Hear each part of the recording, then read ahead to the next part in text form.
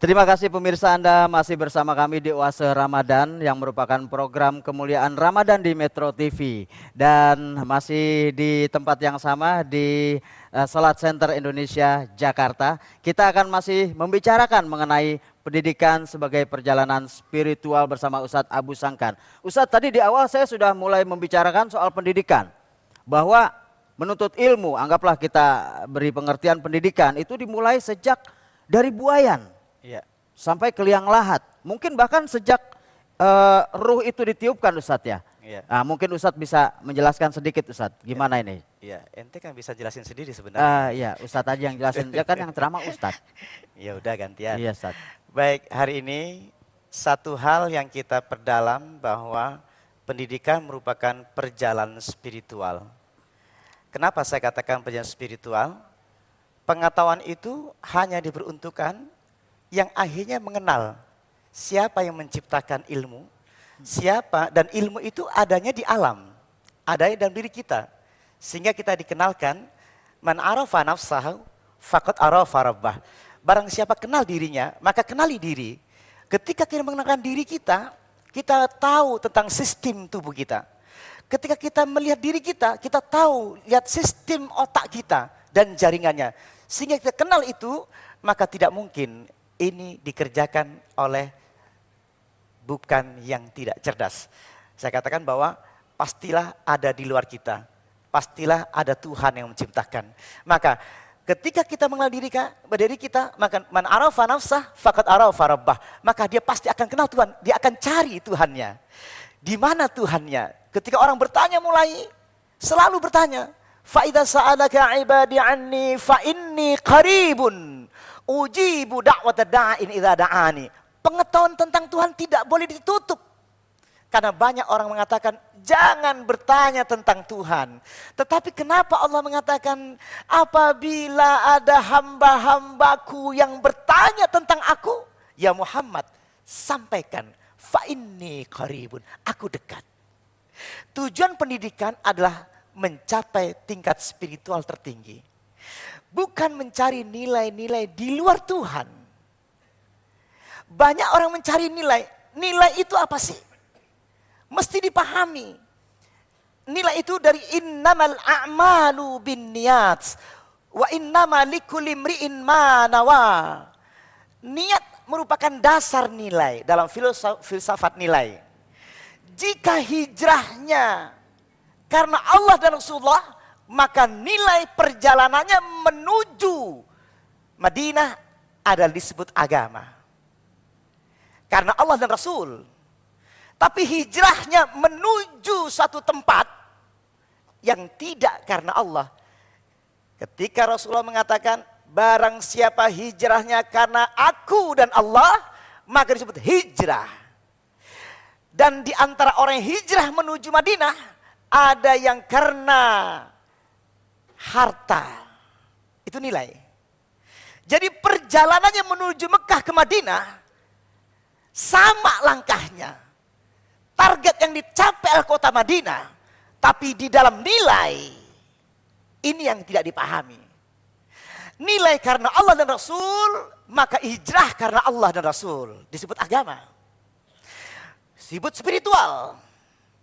Jika hijrahnya karena berdagang, maka bukan spiritual.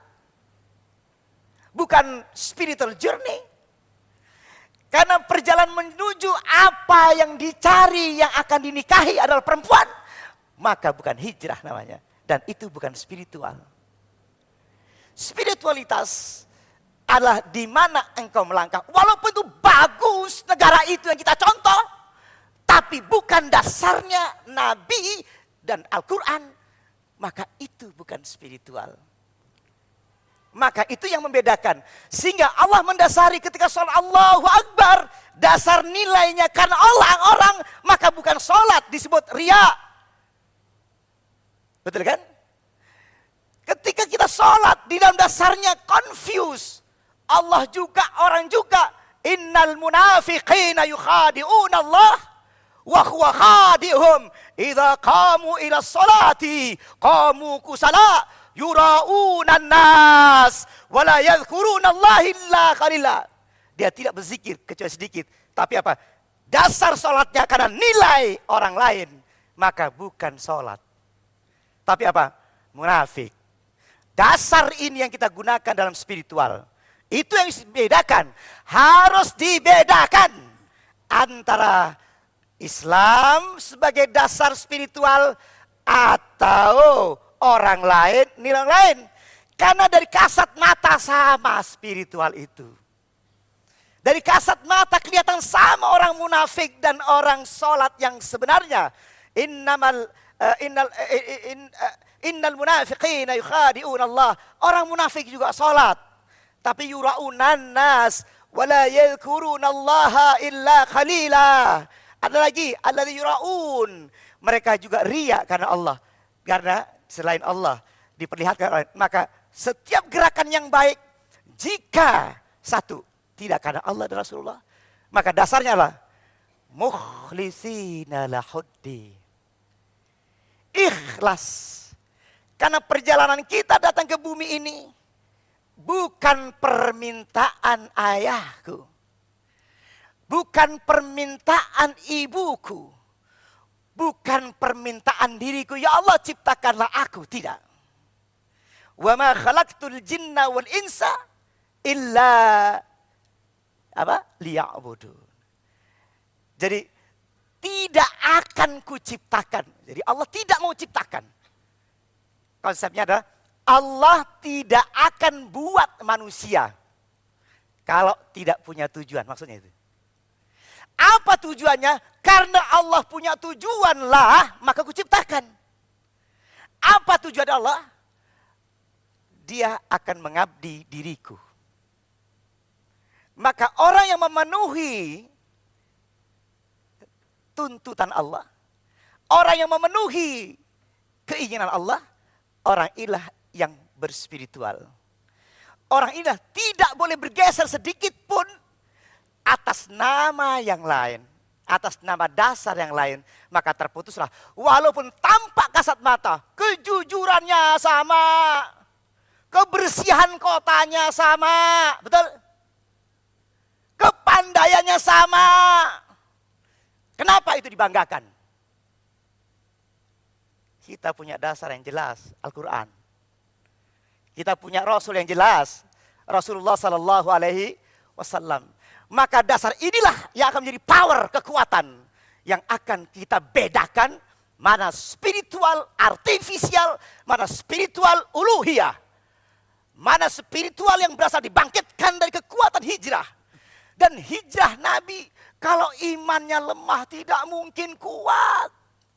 Anda bayangkan bagaimana Rasulullah mentraining seseorang untuk pindah hijrah.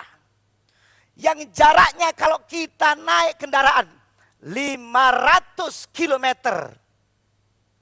Ya, berapa? 5.000. Berapa? Pokoknya 5 jam sana, betul ya? 500 kilometer. Kalau lurus. Kalau zaman dulu kita belak-belak dan jalan kaki, lalu dengan kaki saya udah coba. Saya coba nyobain sahabat Nabi kalau jalan kaki ke Madinah, jalan kaki gimana itu. Ya Allah, panasnya luar biasa. Saya kira setengah kilometer, maka terasa sekali, ya Allah, betapa dorongan dari jiwanya. Kita malah enak, pakai baju rapi-rapi kayak gini, hancur. Jalan ke sana tuh nggak kuat. Kalau tidak dari kekuatan dari dalam iman yang kuat, maka Nabi memilih orang, prosesnya sangat berat.